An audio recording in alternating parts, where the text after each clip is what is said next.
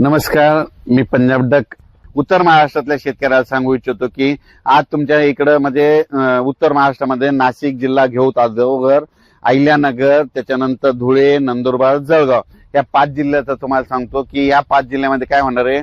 दुपारनंतर आज मध्ये ठिकठिकाणी सूर्यदर्शन झालेलं दिसत. त्याच्यानंतर उत्तर महाराष्ट्रातल्या शेतकऱ्याला सांगू इच्छितो की आणखीन तुमच्या इकडे पोळ्याच्या दिवशी 2 दिवस मात्र तुमच्या इकडे थोडं पावसाचं वातावरण राहणार आहे, म्हणून हा अंदाज लक्षात घ्यायचा. 23 ऑगस्ट पासून 23 ऑगस्ट, 24 ऑगस्ट, 25 आणि 26च्या दरम्यान तुमच्या नाशिक जिल्ह्यामध्ये अहिल्यानगर, त्याच्यानंतर जळगाव, धुळे, नंदुरबार या जिल्ह्यामध्ये चांगलं सूर्यदर्शन होईल.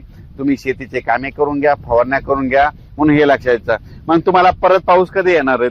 परत काय होणार आहे, 27 आणि 28 ऑगस्टच्या 2 दिवस तुमच्याकडे पावसाचं वातावरण तयार होणार आहे, म्हणून हे अंदाज लक्षात घ्यायचा. त्याच्यानंतर आपण काय करू, पश्चिम महाराष्ट्राकडे. पश्चिम महाराष्ट्रातल्या शेतकऱ्याला सांगू इच्छितो की म्हणजे सांगायचं झालं तर म्हणजे सोलापूर जिल्हा, सांगली जिल्हा, सातारा जिल्हा, त्याच्यानंतर इकडे पुणे जिल्हा, या 4-5 जिल्ह्यातल्या शेतकऱ्याला सांगू इच्छितो की आज दुपारपर्यंत तुमच्या इकडे सूर्यदर्शन होईल. पण काय होईल, अशा सरी येणार आहेत ना, जे 10-10 मिनिटाच्या जोराच्या सरी येणार, स्पीडनं सरी येणार, थेंब मोठे असणार आणि लगेच ऊन पडणार, पुन्हा सरी येणार, ऊन पडणार.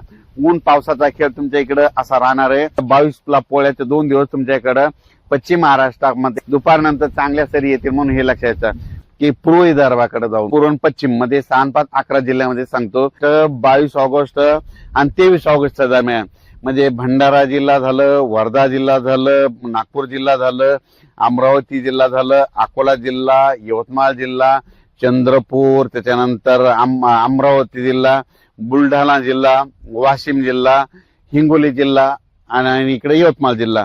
तर ह्या पट्ट्यातल्या शेतकऱ्याला सांगू इच्छितो की आणखी दुपारपर्यंत म्हणजे दुपारी 2-2:30 पर्यंत थोडं सूर्यदर्शन 3 दिवस होईल. पण काय होईल माहितीये का, दुपारी 3-4च्या नंतर पुन्हा रात्रीच्याला काय होईल, तुमच्या इकडे आणखीन 3 दिवस थोडं पावसाचं वातावरण आहे.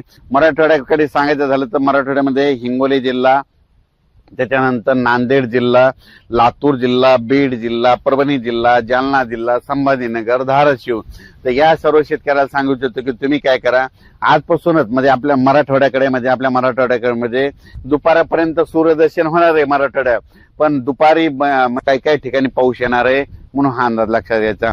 म्हणजे मराठवाड्यातल्या ह्या जिल्ह्यामध्ये म्हणजे एकदम पाऊस आज उघडणार नाही, म्हणून हे अंदाज लक्षात घ्यायचा.